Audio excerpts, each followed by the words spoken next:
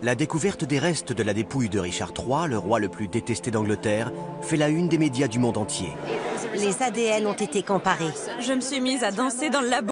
Les ossements de Richard III ont été retrouvés sous un parking. La dépouille du dernier roi Plantagenet. Mais les coulisses de cette découverte n'ont jamais été révélées.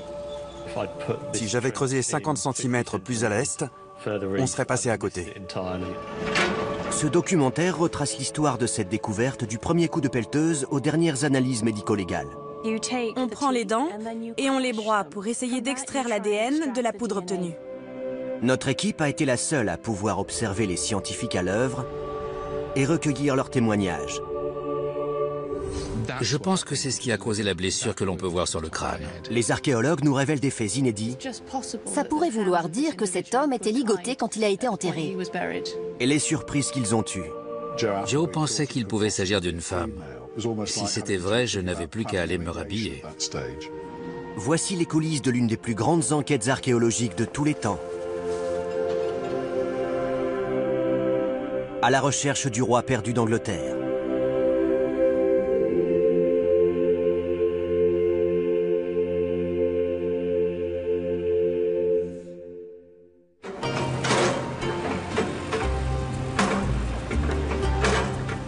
Été 2012.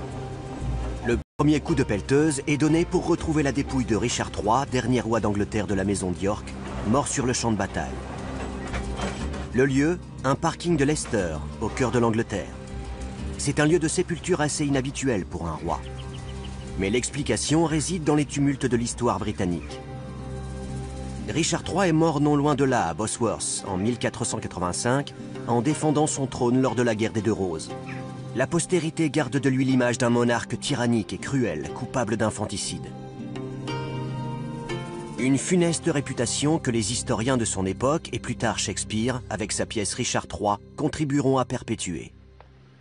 I can smile, and murder whilst I smile, and cry content to that which grieves my heart, and wet my cheeks with artificial tears, and frame my face to all occasions.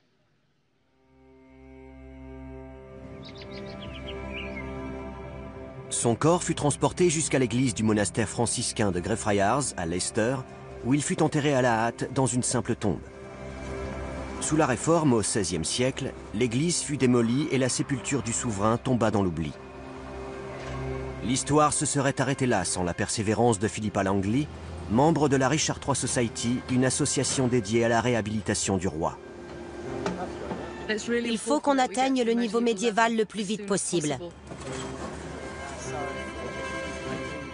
Avec les archéologues de l'université de Leicester, elle calcule l'emplacement approximatif du monastère en recoupant plusieurs cartes.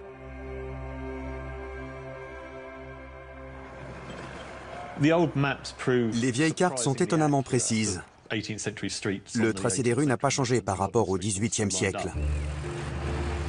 Philippa ordonne un sondage du sol au radar, mais celui-ci n'est pas concluant. La seule façon de savoir si Richard III est encore là, c'est de creuser.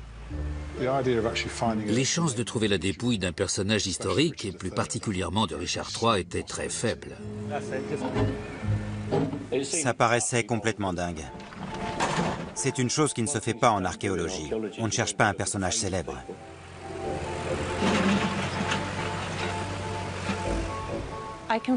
J'avoue qu'on était tous assez sceptiques. Le premier jour, je me souviens m'être dit « Ça va bien se passer. On ne va rien trouver, mais ça va bien se passer. »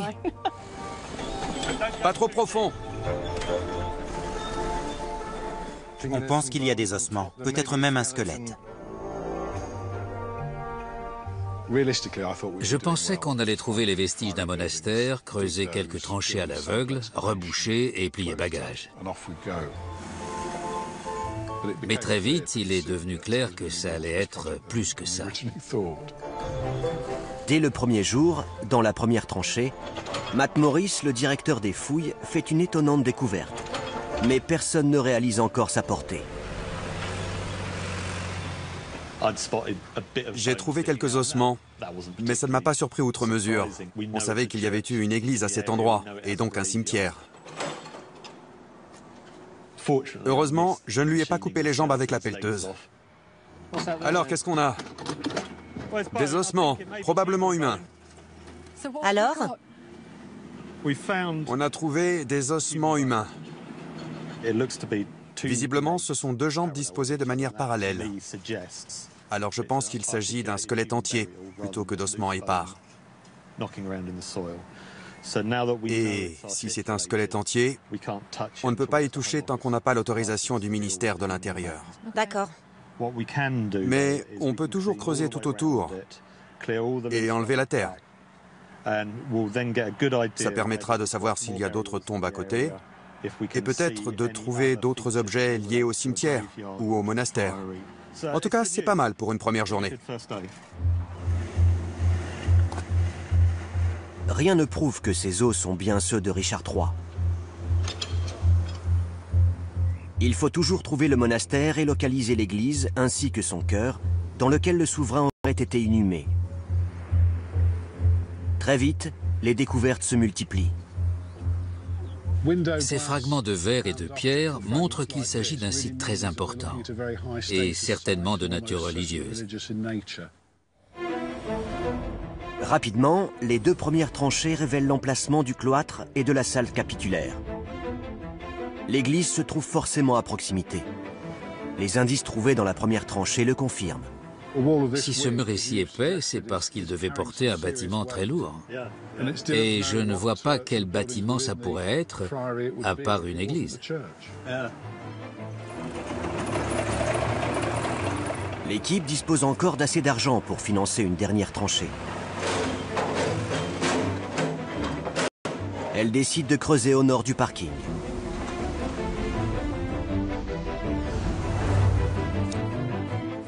Un choix inspiré qui donne l'occasion de faire de nouvelles découvertes. Les ornements sont très riches. On a trouvé de nombreux fragments de sol, des fragments de sol en mortier. Et on s'est tout de suite dit que c'était l'église. Ça ne pouvait pas être autre chose. Les découvertes effectuées en un peu plus d'une semaine dépassent toutes les attentes. Les deux premières tranchées ont permis de mettre au jour le cloître et la salle capitulaire, et la troisième a révélé l'emplacement de l'église. Richard, dans l'autre tranchée, tu m'as dit que tu espérais trouver deux choses ici. Des murs orientés dans ce sens et une structure semblable à un chœur qui correspondrait à l'endroit où Richard III aurait pu être inhumé. Tu es satisfait?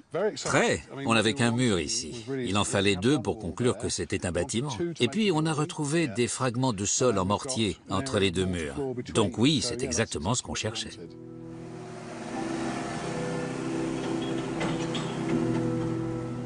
La suite des événements est inattendue. Les archéologues réalisent que le chœur de l'église pourrait s'étendre jusqu'à la première tranchée et jusqu'aux ossements trouvés le premier jour des fouilles. Tout à coup, ces ossements sont devenus beaucoup plus intéressants. Cela signifiait qu'il y avait une sépulture à l'intérieur de l'église, sur le côté est. Et c'était exactement ce qu'on cherchait. Tous nos doutes se sont envolés. On avait réussi à creuser exactement où il fallait et on avait trouvé tout ce que nous cherchions.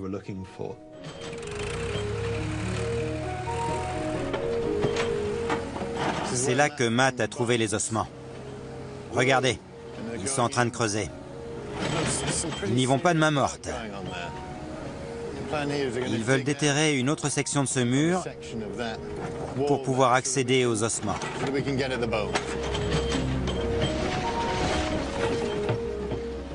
Est-ce que tu penses que les briques pourraient tomber? Non, il est bien protégé. Il n'est pas si exposé que ça. La terre le protège. Joe Appleby, ostéologue de l'université de Leicester, est venu nous aider à exhumer le squelette.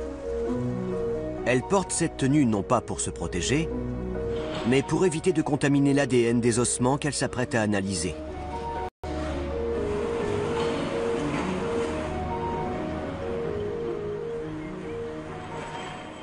Il paraît qu'on a découvert des ossements qui pourraient aller avec les jambes. Oui. Joe a trouvé un crâne dans la tombe. Mais le problème, c'est qu'il n'est pas dans l'alignement des jambes. Je vois. C'est intéressant. Il y a un trou dans le crâne. Oui, mais celui-ci n'est pas d'époque. Il a 10 minutes. J'étais en train de creuser, la terre a glissé et malheureusement, elle est entrée dans le crâne. C'est de là que vient ce trou. Je vois.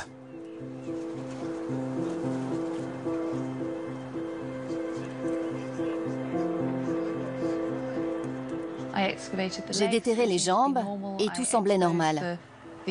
J'ai déterré les bras et là non plus, il n'y avait rien à signaler.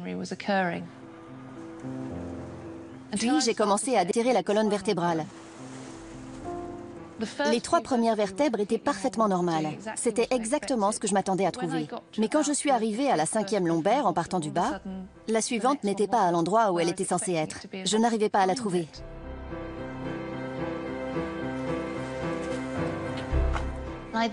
Je me suis mise alors à creuser tout autour pour comprendre ce qui s'était passé. Et j'ai découvert que la 6e vertèbre était complètement décalée par rapport à la 5e. J'ai réalisé qu'il s'agissait probablement d'une découverte historique, parce qu'on sait que Richard III avait une scoliose.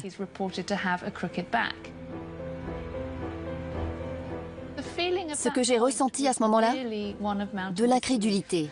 Je ne m'attendais pas du tout à trouver le squelette de Richard III.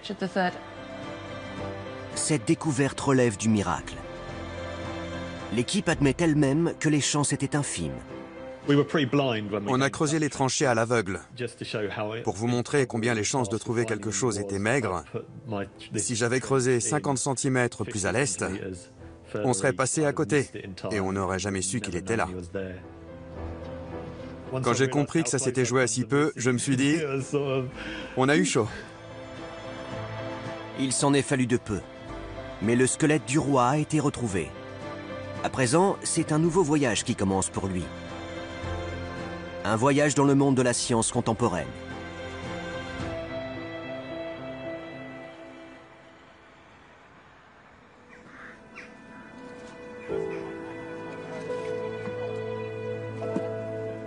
Septembre 2012. Rassemblés autour de la tranchée qui contient la dépouille de Richard III d'Angleterre, les archéologues de l'université de Leicester ne savent que penser. J'aurais pu me dire que c'était une tombe parmi tant d'autres. Mais ce squelette s'est humanisé à mes yeux. C'était potentiellement le corps que l'on cherchait. Il avait un nom, on avait vu des portraits de lui, on connaissait son histoire, on savait qu'il était mort au combat. Alors oui, j'étais très ému.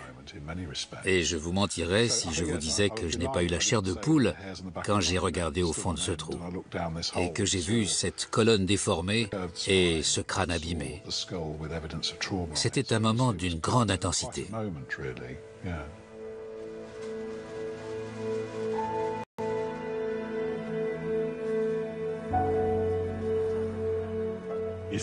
Je me suis dit, récapitulons.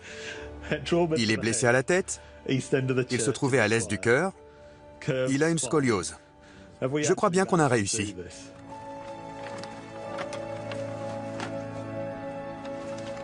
Un fémur. Oui, un fémur. Nous avons exhumé la colonne vertébrale en dernier. Il fallait faire très attention, parce qu'évidemment, elle devait être intacte pour être examinée en laboratoire. Quelques heures après l'exhumation du squelette, Joe est en mesure de reconstituer partiellement l'extraordinaire histoire racontée par ses ossements. Il est clair que le corps a été jeté dans ce trou à la hâte.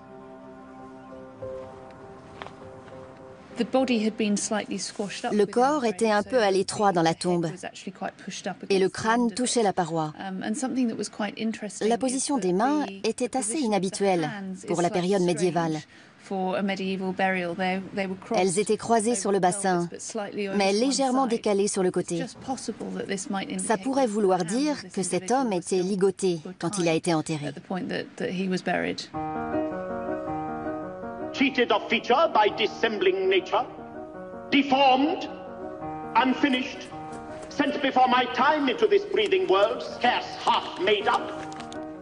And that so lamely and unfashionable that dogs bark at me as I halt by them.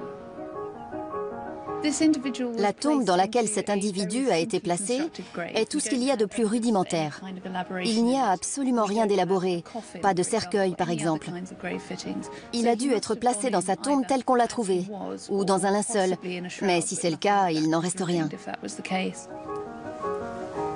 L'absence d'indices dans la tombe rend le travail de Joe beaucoup plus difficile. Il n'y a ni pierre tombale, ni inscription, ni objet funéraire. C'est donc dans les ossements eux-mêmes qu'il va falloir chercher l'identité de ce squelette. Le squelette était à l'arrière de la camionnette et Joe avait le crâne sur les genoux. C'est du crâne qu'on allait extraire l'ADN et il fallait le mettre au réfrigérateur. C'est pourquoi il a été séparé du reste du corps. Il avait beau être soigneusement emballé, il ne fallait pas qu'il se balade à l'arrière du camion. Joe a fait tout le trajet avec le crâne sur ses genoux. C'était surréaliste.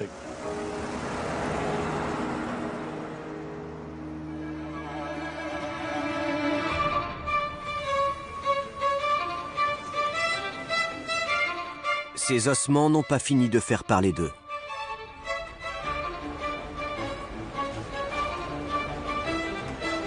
L'équipe de Lester fait sa première annonce. Il pourrait s'agir de Richard III.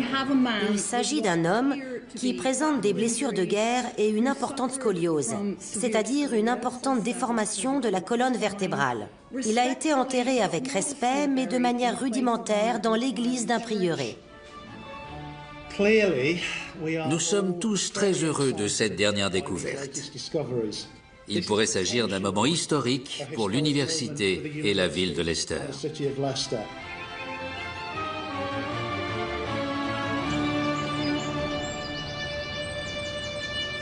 Mais en coulisses, l'équipe a du pain sur la planche. Scanner, datation au carbone, séquençage d'ADN, reconstruction faciale, analyse du squelette. Rien n'est laissé au hasard et tous ces résultats doivent converger pour appuyer l'hypothèse des chercheurs. C'est une grosse responsabilité. Je suis au début de ma carrière et si je fais la moindre erreur, cela risque de me faire beaucoup de tort. Alors oui, je suis un peu stressée. Si les scientifiques ne parviennent pas à prouver qu'il s'agit de Richard III, tout le travail des archéologues sera réduit à néant. C'est à Turi King, généticienne, qu'incombe l'une des tâches les plus délicates. Extraire l'ADN de ces ossements vieux de plus de 500 ans.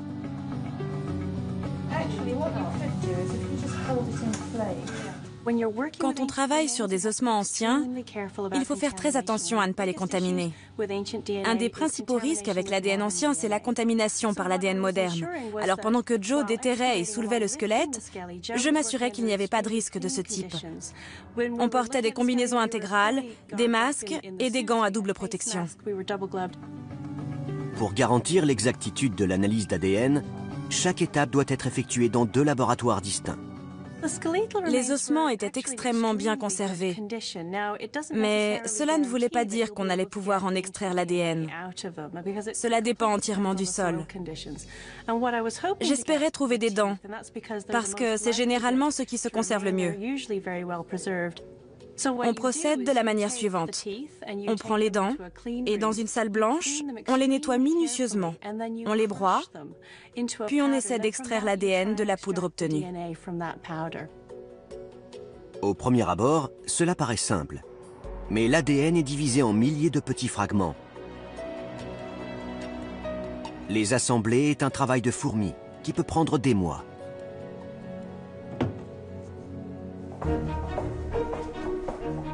Pendant ce temps, Joe Appleby s'occupe des ossements, toujours couverts de boue. Elle doit examiner chaque os dans les moindres détails, à la recherche d'indices permettant d'en identifier le propriétaire. On va faire un scanner du squelette. Le but est d'obtenir une image en 3 dimensions qui nous permettra d'avoir un meilleur aperçu de la blessure au crâne et éventuellement de la scoliose. L'examen sera effectué dans l'hôpital de la ville. Ce dernier s'apprête donc à recevoir un patient pas comme les autres. Ce scanner est évidemment destiné aux patients de l'hôpital. On nous a autorisé à l'utiliser le soir parce qu'il est généralement libre en fin de journée. Mais la dernière fois que nous avons voulu l'utiliser, il y a eu un grave accident et un patient a eu besoin d'un scanner. Alors nous avons dû céder notre place, ce qui est complètement normal. J'ai prélevé plusieurs molaires pour l'analyse d'ADN. C'est une chose que je déteste faire. J'ai passé 3 heures à remuer délicatement chaque dent pour qu'elle se détache, en espérant qu'elle ne se casse pas. Le corps humain est composé de très nombreux os, 206 au total. Chacun d'entre eux doit être positionné avec la plus grande précision. La forme des vertèbres change à mesure que l'on approche de la base de la colonne vertébrale. Et le problème, ici, c'est qu'elles ne sont pas tout à fait normales. Scanner les ossements, même avec la boue, permettra de conserver une image complète du squelette au cas où il tomberait en morceaux pendant le nettoyage.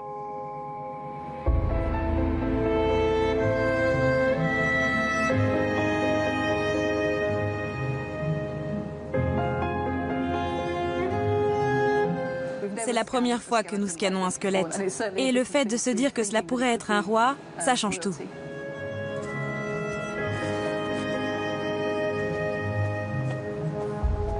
L'enquête prend un tournant inattendu. L'examen du squelette révèle certains éléments qui remettent tout en question. Il n'est pas impossible que ce squelette soit celui d'une femme. Certains éléments du bassin sont plus larges que ceux à quoi on pourrait s'attendre sur un squelette masculin.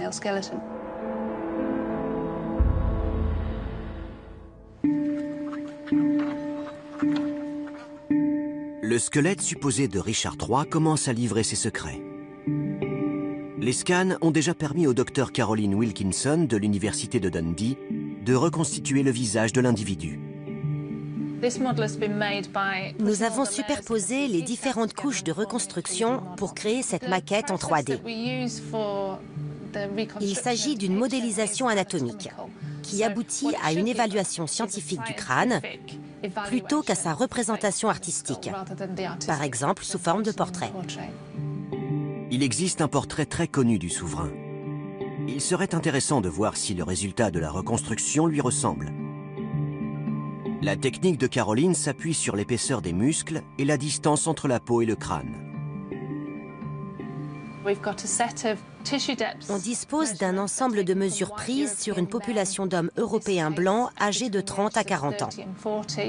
Sur la base de ces mesures, le logiciel place des chevilles virtuelles qui donnent une carte de contour facial.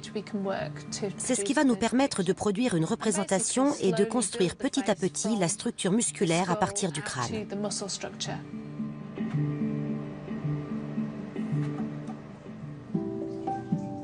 À Leicester, après avoir passé une batterie de scanners, le squelette a enfin pu être nettoyé.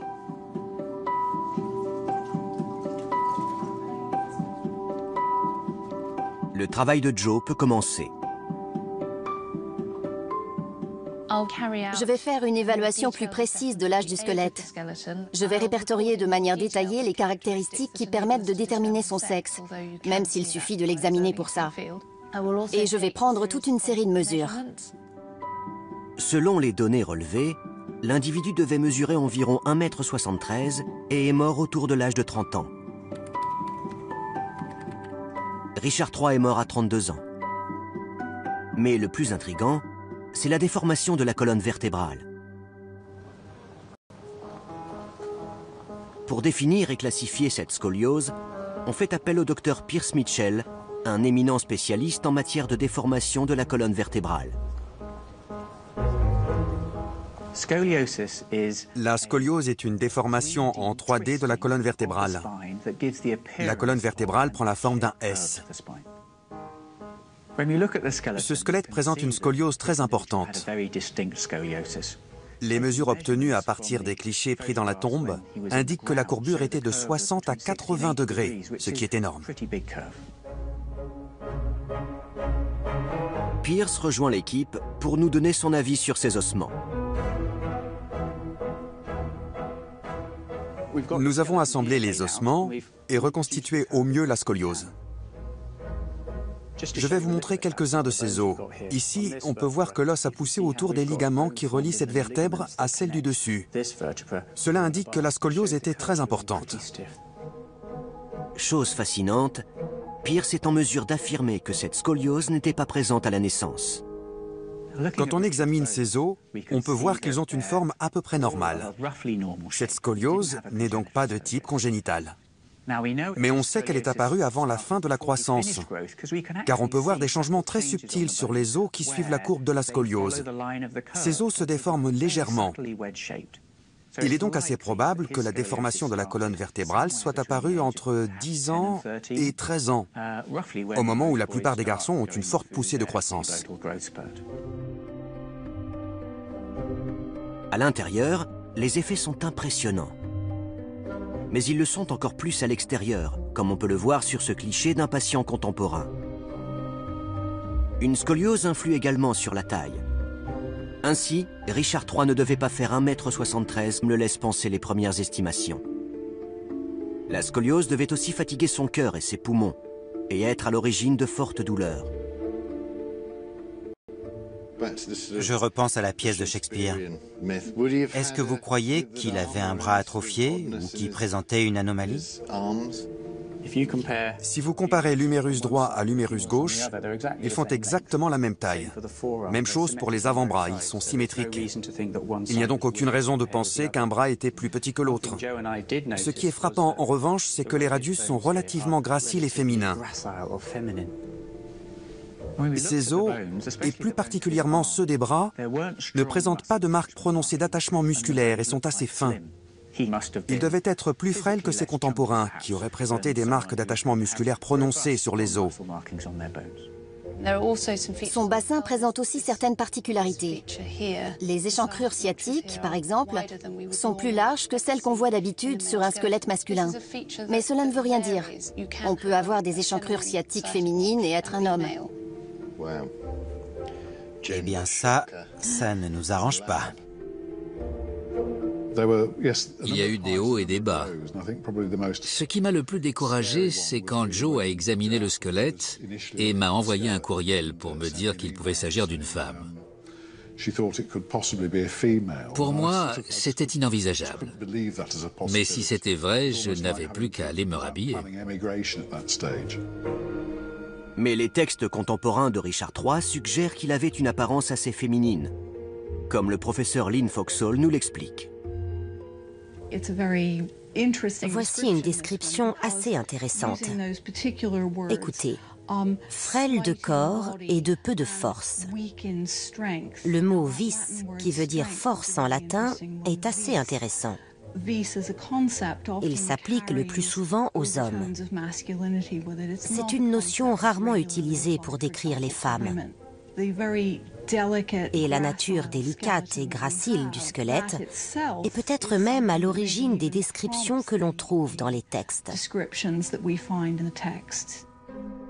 Mais pour pouvoir affirmer avec certitude qu'il s'agit d'un homme, l'ADN du squelette doit présenter un chromosome Y.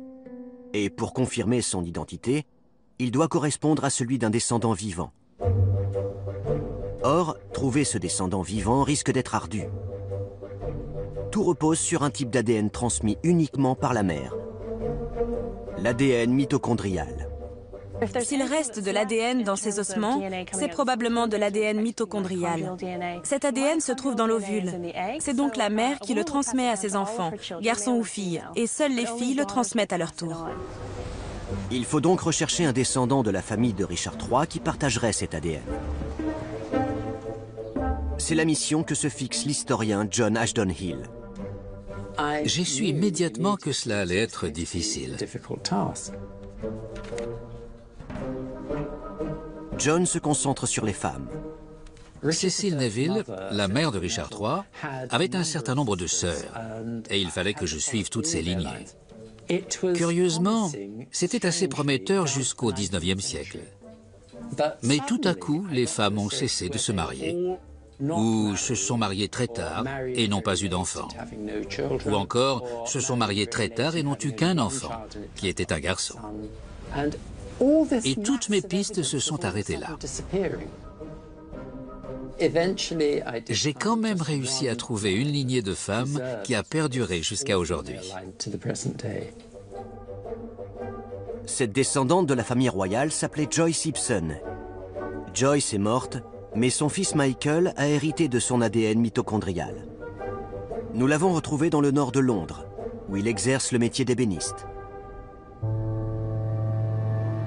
Si l'ADN du squelette correspond à celui de Michael, l'équipe pourra affirmer avec certitude que le squelette trouvé à Leicester est bien celui de Richard III. Bonjour. Je cherche le neveu de Richard III. C'est bien ici? Oui, c'est ici. Le dernier des Plantagenets. Eh bien, peut-être. Vous saviez que vous aviez du sang royal? Non, je n'en avais aucune idée. Jusqu'à ce que John Ashton Hill contacte ma mère en 2005 et lui annonce qu'elle descendait d'Anne d'York, la sœur aînée de Richard III. L'ADN, cela fait partie de votre identité. Une partie de moi descend directement de la famille de Richard III. Et ça fait réfléchir. Parfois, je trouve cela assez effrayant. Les recherches du professeur Kevin Shore, généalogiste à l'université de Leicester, le confirment. Michael est bien un descendant direct des Plantagenets.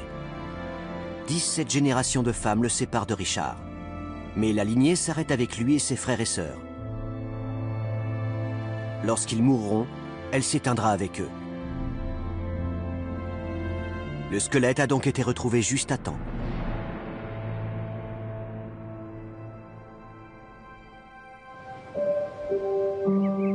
À Leicester, Michael rencontre Turi King, la généticienne du projet. C'est fantastique. Ça devrait suffire. J'ai ici un échantillon de l'ADN de Michael Ibsen. Il provient de l'ajout de Michael. Et il contient une grande quantité de cellules. Je vais en prélever un petit échantillon, extraire l'ADN, puis séquencer l'ADN mitochondrial et le comparer avec celui du squelette. Cette fois-ci, Turi n'aura besoin que de quelques jours pour analyser et séquencer l'ADN de Michael, qui est en bien meilleur état que celui du squelette. Ça, c'est un extrait du séquençage de l'ADN de Michael. Et ça, un extrait de celui de mon père. Et on peut voir qu'il y a des différences entre ces deux fragments d'ADN. L'enchaînement des nucléotides n'est pas tout à fait le même. C'est ce qui permet de différencier un fragment d'ADN mitochondrial d'un autre. Ce que je vais faire, c'est séquencer l'ADN de la même partie du squelette et comparer l'enchaînement des nucléotides. Et avec un peu de chance, ils correspondront parfaitement. Tandis que la chasse à l'ADN bat son plein, l'autre équipe de Leicester fait des découvertes étonnantes sur le squelette. Elles ne révèlent pas seulement les circonstances de la mort de Richard, mais permettent aussi de déterminer dans quel ordre ces blessures ont été infligées et par quelles armes elles ont été causées. Enfin, elles en disent long sur l'ultime combat du roi pour défendre sa couronne et sa vie. Le coup lui a été fatal.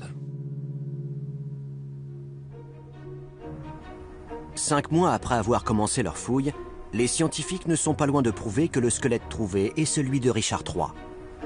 Une tombe médiévale dans un lieu sacré, une scoliose, et le même âge que le roi à sa mort.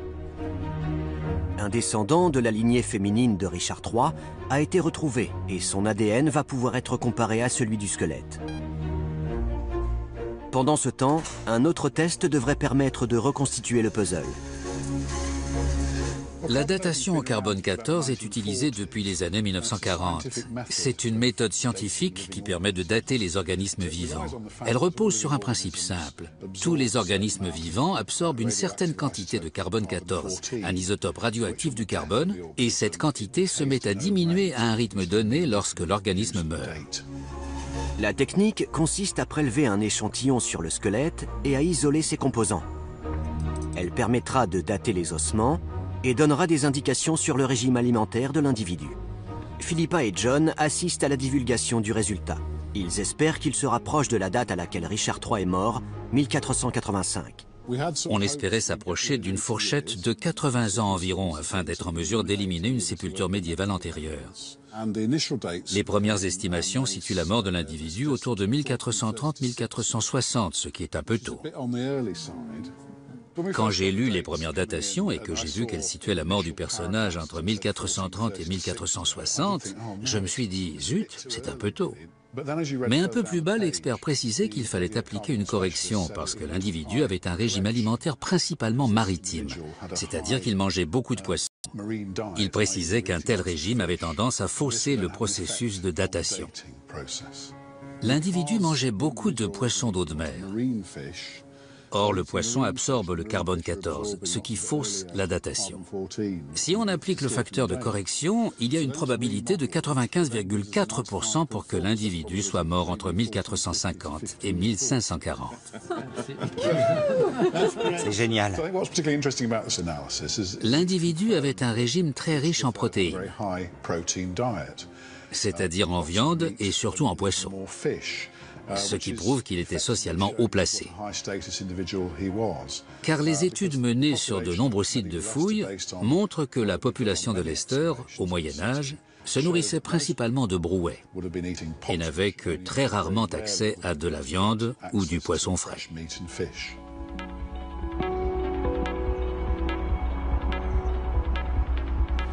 À Dundee, en Écosse, la reconstruction faciale menée par Caroline progresse. J'applique d'abord la peau sur la structure musculaire. Une fois la peau ajoutée, elle commence à trouver une ressemblance. Il ressemble à Richard III. C'est assez effrayant d'ailleurs. Et quand je vois ça, je me demande si on a été objectif dans notre démarche. Je vais donc devoir tout vérifier pour m'assurer que les normes anatomiques ont bien été respectées. Mais je suis sûre que c'est le cas. La ressemblance avec le portrait de Richard III est frappante, ce qui est une très bonne nouvelle. L'étape suivante consiste à élaborer une maquette en 3D avec la peau et les cheveux. Ce sera plus frappant quand on aura ajouté les textures superficielles. Pour l'instant, ça ressemble plus à un buste en argile qu'à un être humain.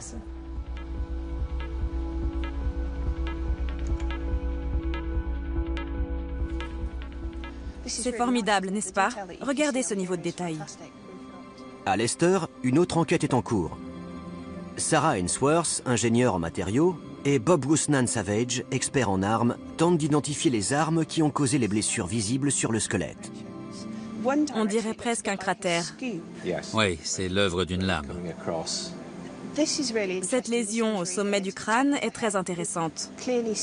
Il y a encore de l'os dans l'espace qui sépare ces deux fragments.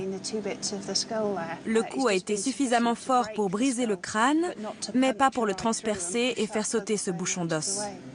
Nous avons identifié un certain nombre de blessures sur le squelette. Ce qui est intéressant, c'est qu'aucune n'avait commencé à guérir, ce qui signifie qu'elles ont toutes été infligées au moment de sa mort. Les spécialistes Joe Appleby, Stewart Hamilton et Bob Woosnam Savage identifient la manière dont les coups mortels ont été portés. Plusieurs blessures sur ce squelette nous permettent de comprendre ce qui s'est passé juste avant et juste après sa mort. Ici, on a une sorte de cratère et on pense que ça a été causé par une action tranchante. Quelqu'un lui a coupé le sommet du crâne en l'effleurant avec une lame acérée.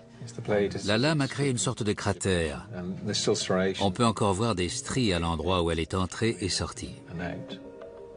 Bob pense que la blessure a été causée par une épée, mais pas par une arme lourde et émoussée.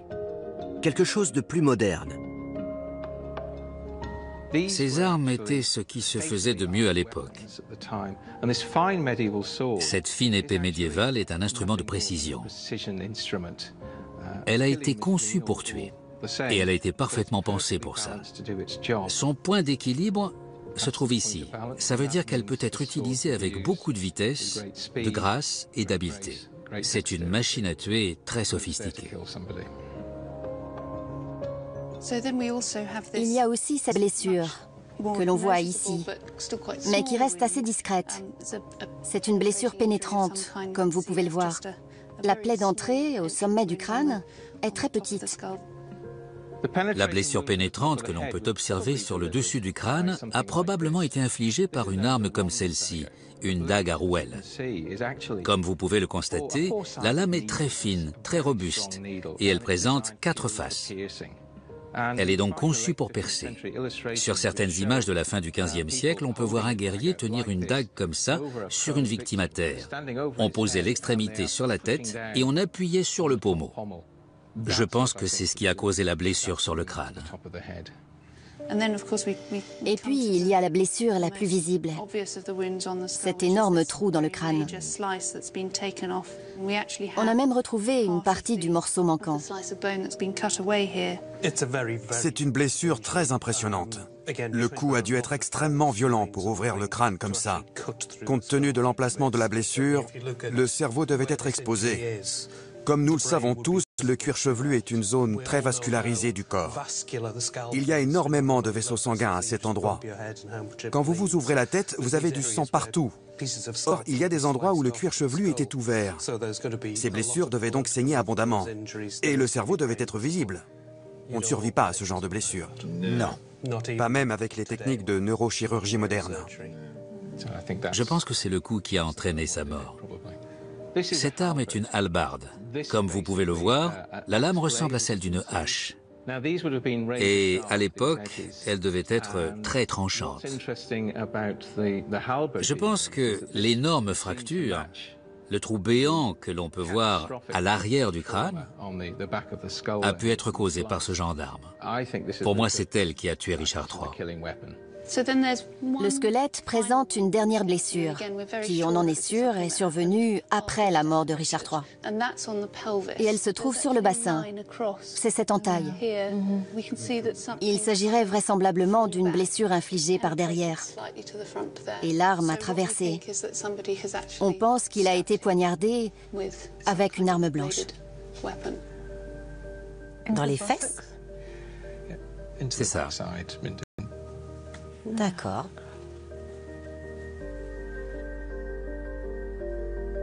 Au total, 10 traumatismes ont été identifiés.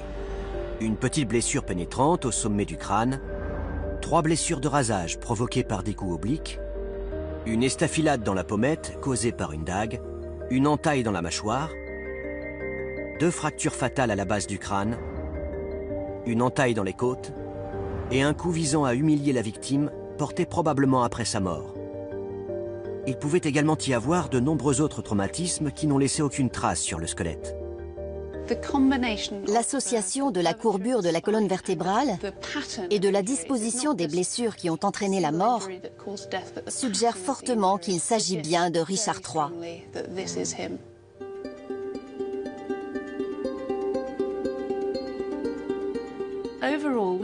Il y a un certain nombre de coïncidences, et lorsqu'on les réunit toutes, les probabilités pour que ce ne soit pas Richard III sont vraiment très faibles. Il ne manque plus que la preuve ultime. Une correspondance de l'ADN. Turiking réunit les médias pour leur annoncer le résultat de l'analyse. Je ne sais vraiment pas quel est le résultat. Bonjour. Bon. Si l'on compare l'ADN de Michael et celui du squelette, ils correspondent. Ça alors? L'enchaînement des nucléotides est le même sur les 2 fragments d'ADN. Richard III et Michael partagent même un type d'ADN mitochondrial extrêmement rare, appelé haplogroupe J1C2C, et porté par 1 à 2% de la population. Cela rend la correspondance encore plus fiable. Quand j'ai reçu les premiers séquençages et que j'ai réalisé qu'ils correspondaient, je suis restée sans voix. J'étais très émue. Turiking explique également qu'elle est parvenue à isoler un chromosome Y, ce qui prouve qu'il s'agit bien d'un homme. Ce qui était formidable avec cette nouvelle, c'est qu'elle nous permettait d'affirmer avec certitude qu'on avait trouvé Richard III. Sans cette correspondance de l'ADN, ce serait resté une probabilité. Pour corroborer les résultats de l'analyse génétique, Kevin Schurer et Turiking ont pu étudier un second échantillon d'ADN d'un autre descendant de Richard III, une femme cette fois-ci. Et une fois de plus, Les ADN correspondent. Je suis maintenant en mesure d'affirmer que l'ADN maternel des descendants de Richard III et celui du squelette trouvé sur le site de Greyfriars correspondent.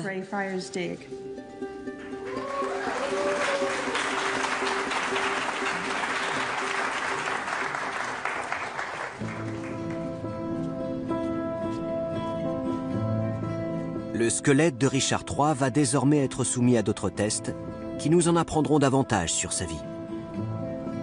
Turing King va analyser son ADN de manière plus détaillée. Elle va comparer son chromosome Y à celui de ses descendants masculins. Elle recherche des signes éventuels de maladies héréditaires. Le squelette de Richard III n'a pas fini de révéler ses secrets. C'est surréaliste. Je pense que c'était le bon moment. C'est le destin qui a parlé. Les probabilités étaient tellement faibles. Aucun d'entre nous ne s'attendait à trouver le squelette d'un roi. Combien d'archéologues ont cette chance?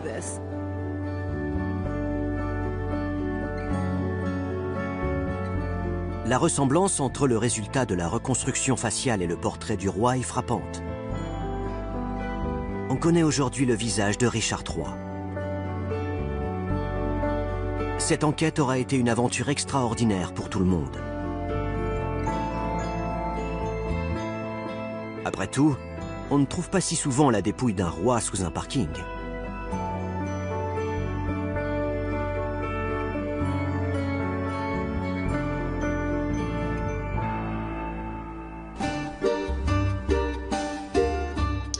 Dans un instant, votre soirée science grand format continue avec la légende des Templiers, un ordre de chevalerie qui nourrit encore aujourd'hui bien des fantasmes.